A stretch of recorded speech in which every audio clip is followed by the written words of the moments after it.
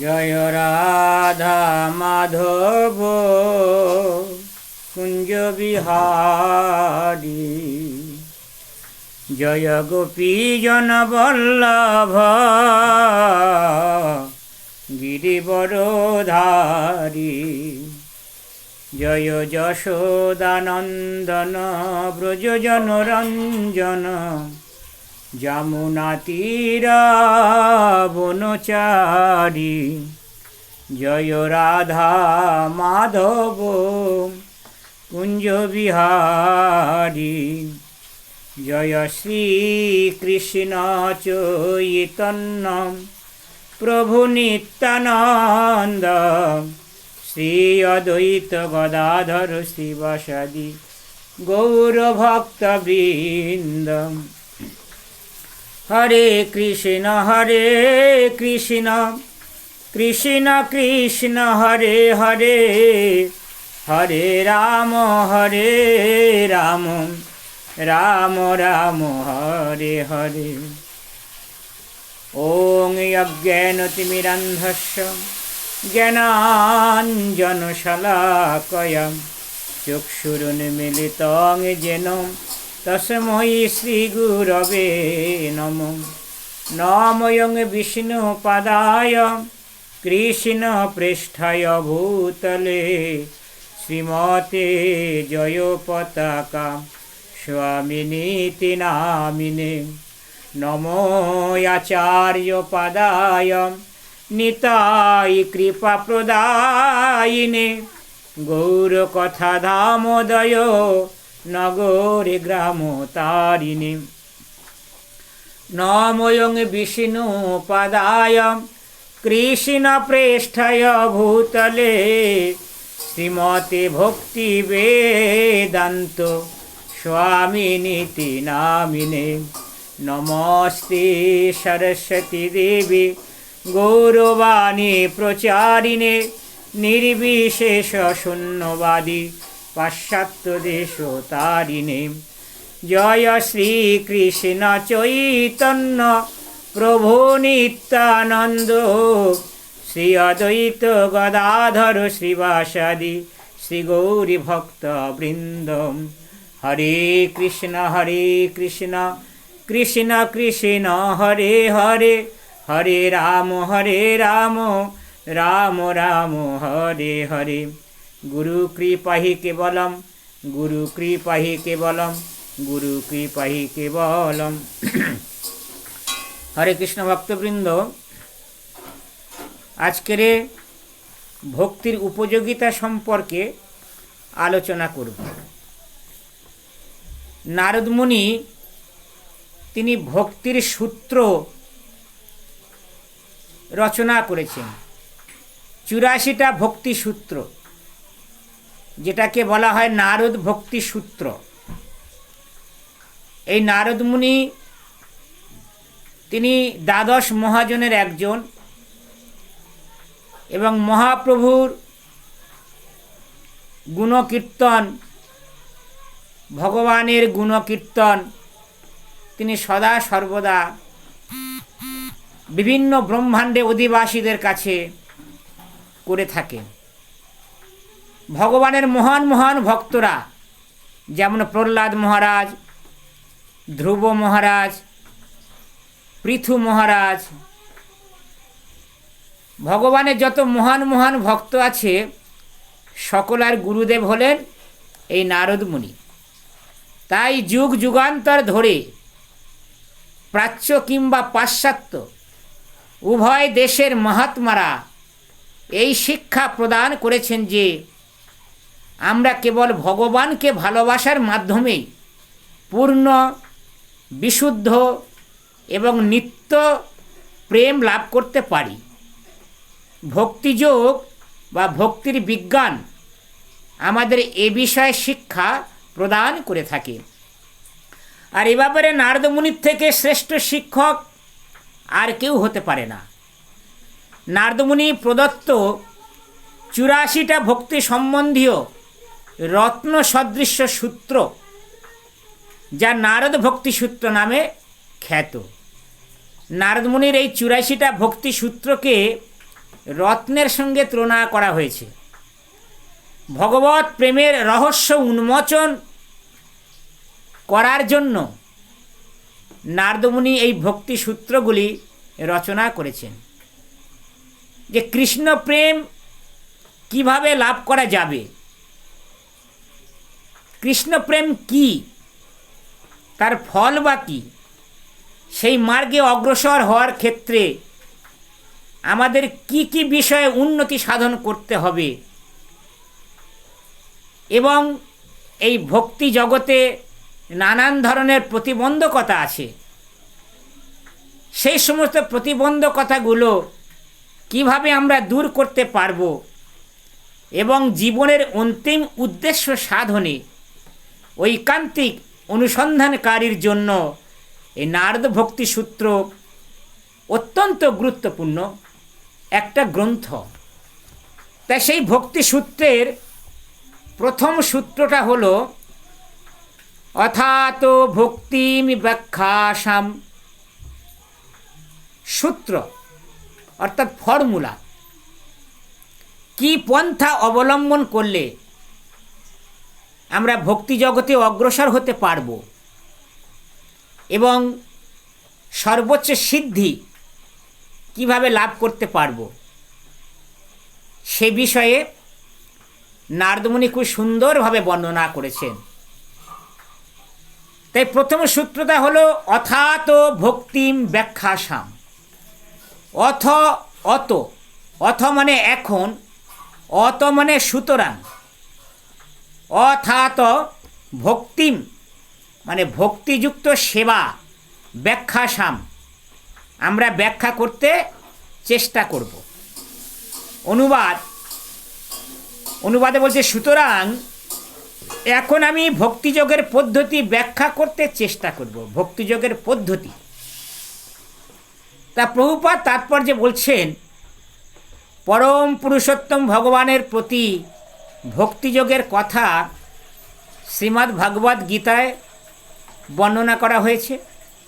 তাতে ভগবান বলছেন যে ব্যক্তি আত্ম উপলব্ধি লাভ করেছেন, যিনি আত্ম উপলব্ধি লাভ করেছেন, তিনি সর্বদা ব্রহ্মভূত নামক দিব্য আনন্দময় স্তরে অবস্থান করেন।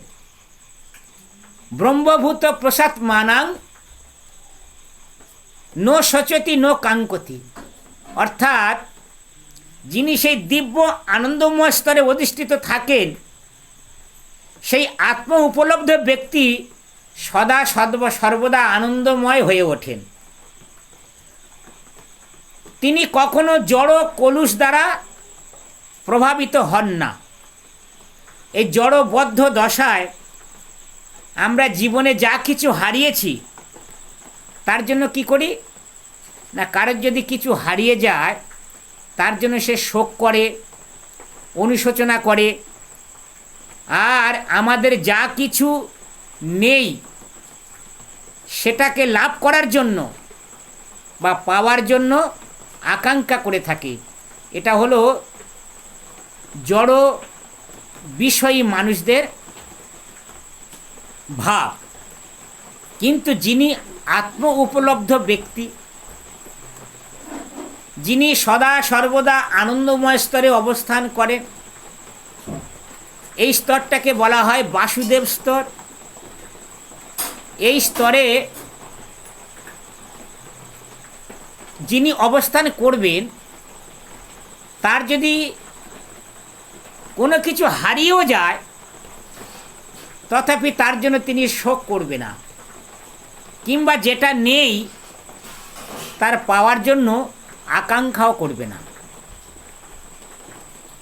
কারণ তিনি জানেন এই জড় জগতে যা কিছু আছে সব ভগবানের সম্পদ, আর সেই ভগবানের সম্পদগুলো, জড় বিষয়গুলো যদি, জড় সম্পদগুলো যদি পরমেশ্বর ভগবানের সেবায় লাগানো হয়, তাহলে সেই জড় বস্তুগুলো সব চিন্ময় বস্তু হয়ে যায়। সেই জন্য যিনি আত্ম উপলব্ধ ব্যক্তি, তিনি জানে যে জগতে আমার বলতে কিছু নেই, তাহলে যেটা হারিয়ে গেছে সেটা আমার নয়, তাই তার জন্য সে শোক করে না। আর যেটা নেই সেটা ভাবে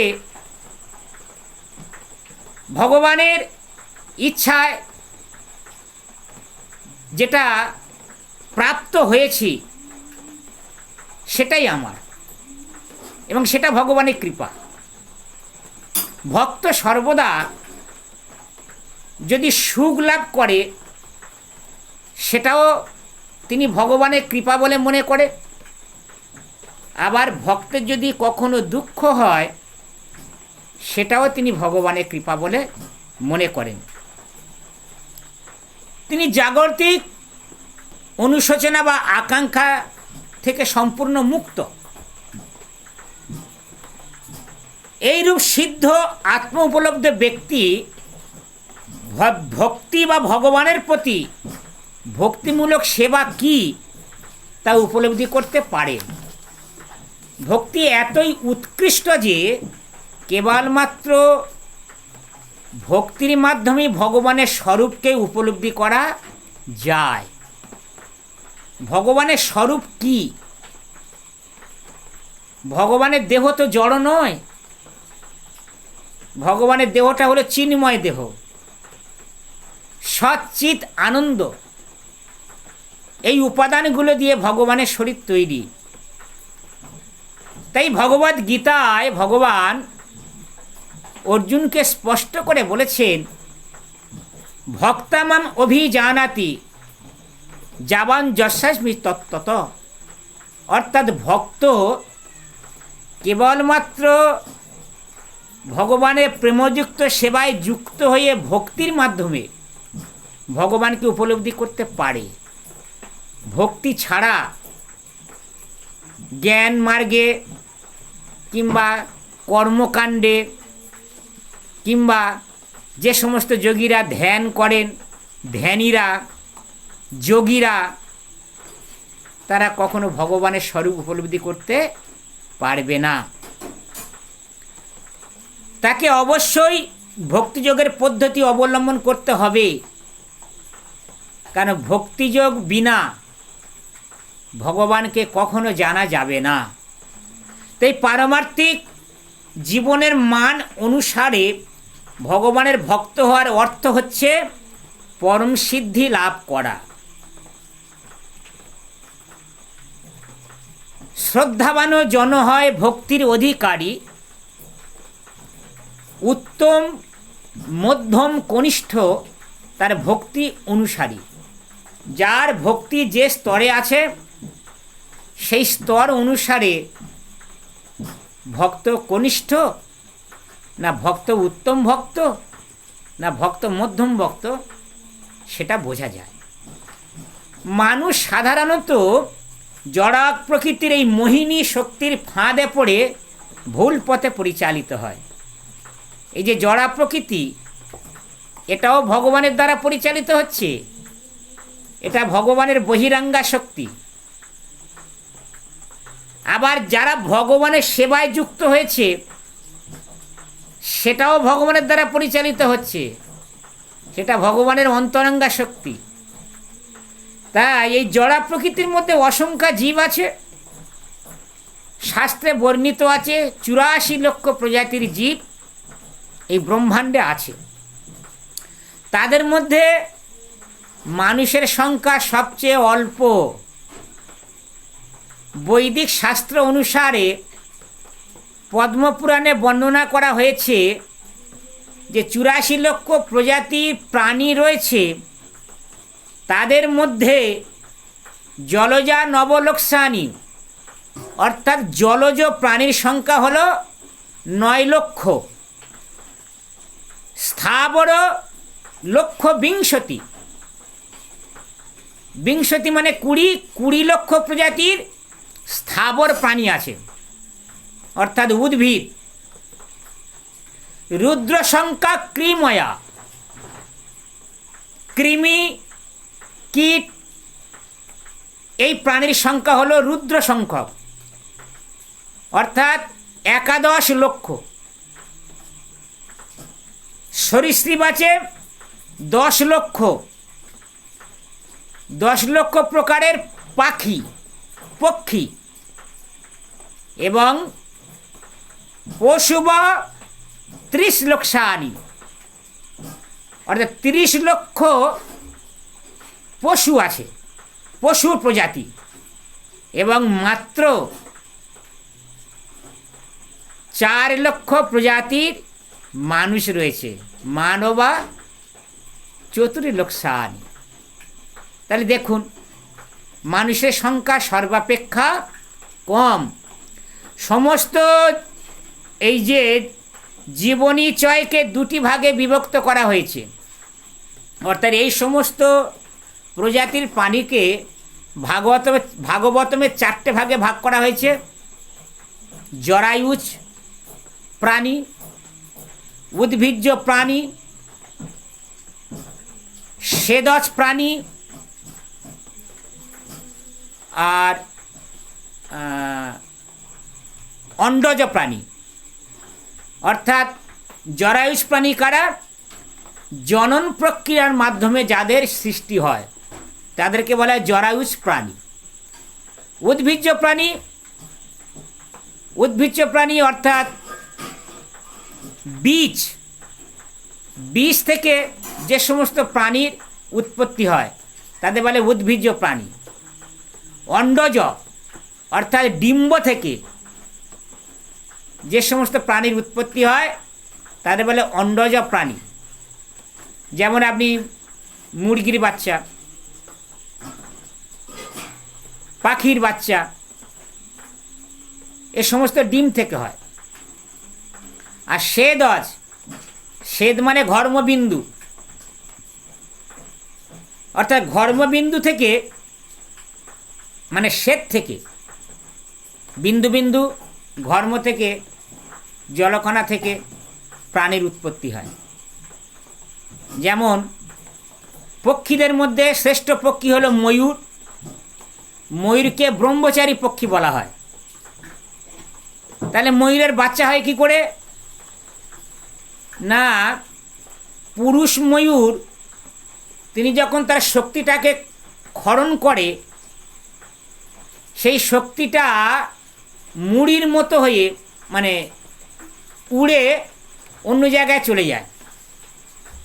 ময়ূরী তখন সেই ময়ূরের শক্তিটা ভক্ষণ করে। এইভাবে ময়ূরী সেই ময়ূরের শক্তিটাকে ভক্ষণ করার মাধ্যমে তাদের সন্তান সন্ততি উৎপন্ন হয়। অর্থাৎ ময়ূরের যে শ্বেদ বা ঘর্ম থেকে যে শক্তি নির্গত হলো, সেই শক্তিটা ময়ূরী ভক্ষণ করলো এবং ময়ূরী থেকে তাদের সন্তান সন্ততি উৎপাদন হয়। এই 4 প্রকারের মানে 84 লক্ষ প্রজাতির প্রাণীকে 4টে ভাগে ভাগ করা হয়েছে। আবার প্রভুপাদ এখানে বলছেন যে 2টা ভাগ, অর্থাৎ এক ধরনের প্রাণী চলাফেরা করতে পারে, এক ধরনের প্রাণী চলাফেরা করতে পারে না। অর্থাৎ সচল আর অচল। যেমন মানুষ, পশু পাখি,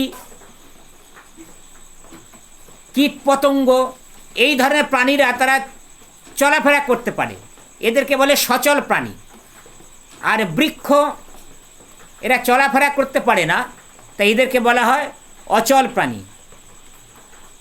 তাই বৈদিক সংস্কৃতি আজকে সারা বিশ্বেই আদরের সহিত সম্মানিত হচ্ছে।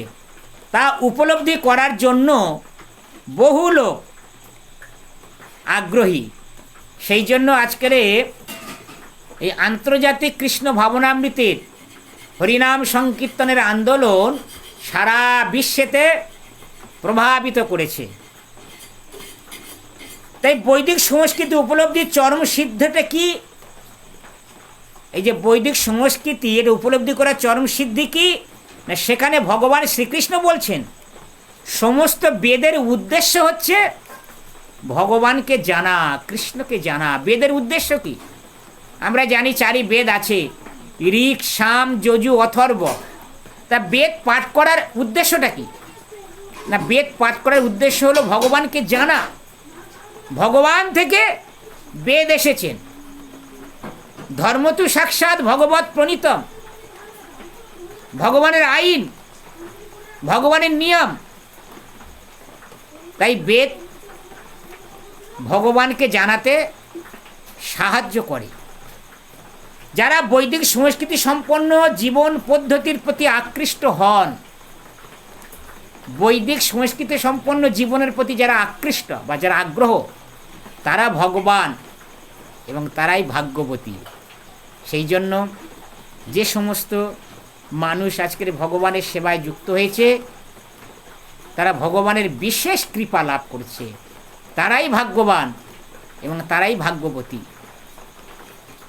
কেউ যদি 50,000 টাকা বেতনে চাকরি করে, তার স্ত্রী ভাবতেই পারে আমি খুব ভাগ্যবতী, কারণ আমার স্ত্রী, আমার স্বামী মাস গেলে 50,000 টাকা বেতন পায়, আমার খাওয়া পড়ার কোনো অভাব নেই, আমার গাড়ি বাড়ির কোনো অভাব নেই।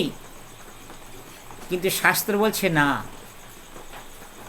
ভাগ্যবান ভাগ্যবতী তারাই যারা তাদের সংসারটাকে মন্দির তৈরি করেছে, তাদের সংসার ও মন্দিরে ভগবানকে রেখে সেবা করছে, তারাই ভাগ্যবান, তারাই ভাগ্যবতী। আর বিশেষ করে বেদের কর্মকাণ্ড বিভাগের প্রতি যারা আসক্ত, তারা জানে যে বেদের কর্মকাণ্ড, অর্থাৎ বেদের কর্মকাণ্ডে কি বর্ণিত আছে না, বেদের কর্মকাণ্ড হলো আপনি স্কুল করে তৈরি করে দিলেন, কলেজ তৈরি করে দিলেন, কিংবা সমাজের মানুষের উপকারের জন্য দাতব্য চিকিৎসালয় খুলে দিলেন। এ সমস্ত কর্ম করলে পুণ্য অর্জিত হয়। কিংবা অগ্নিহোত্র যজ্ঞ করছেন, এগুলি করলে কি হয়, পুণ্য অর্জিত হয়। তাই বেদের কর্মকাণ্ডের প্রতি যে সমস্ত মানুষরা আসক্ত, তারা জ্ঞানী, তারা কর্মী, কিন্তু তারা কোনোদিনই ভগবানের স্বরূপ উপলব্ধ করতে পারবে না, তারা যথার্থভাবে ভগবানকে জানতে পারবে না। তাই তাদের জ্ঞানী